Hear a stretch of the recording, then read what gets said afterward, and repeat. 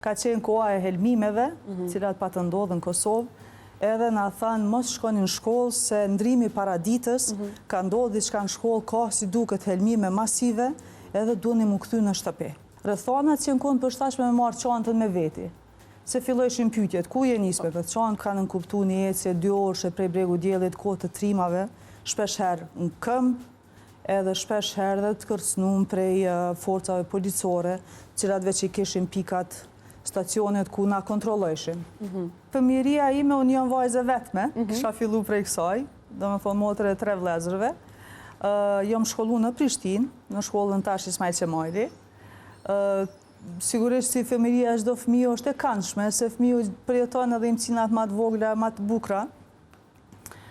Mirë po megjithatë nga fëmijëria ato që më kujtohen nëse muj më kthy pak edhe në ato çka kemi përjetuar, edhe pse tri, ka qenë koha e helmimeve, cilat pa të ndodhë në Kosovë, e që realisht askush nuk e dinte saktësisht çka është të ndodhë, po të gjithë përjetuam edhe më kujtohet veç një moment nëse muj me cek konkret të fura qerimi, ishim të shku në shkollë, do më thonë kom qenë shumë e re, po zakonisht memorizohen ato më të mirat një që ndodhin, po edhe më të këqijat, edhe na thanë mos shkoni në shkollë se ndrimi paraditës, ka ndodhë diçka në shkollë, ka si duket helmime masive, edhe duheni mu kthy në shtëpi.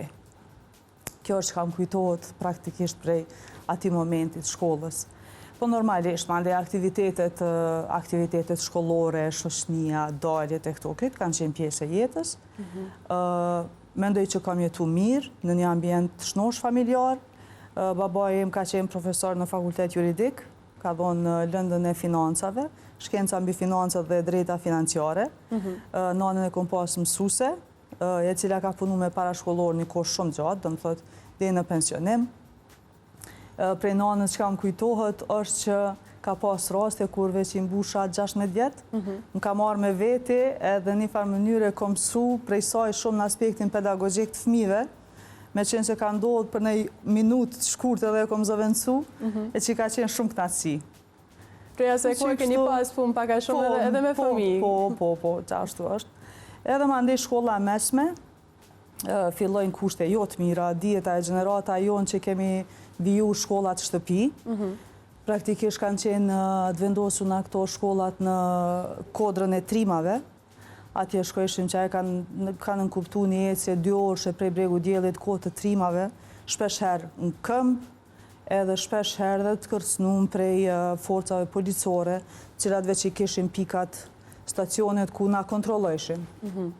Qysh me menaxhu ma lehtë dhe ma sigurt situatën, shpesh herë ka ndodhur ndoshta që s'kemi pas as mundësi, jo mundësi kemi pas, po rrethonat që në konë përshtatshme me marrë çantën me veti.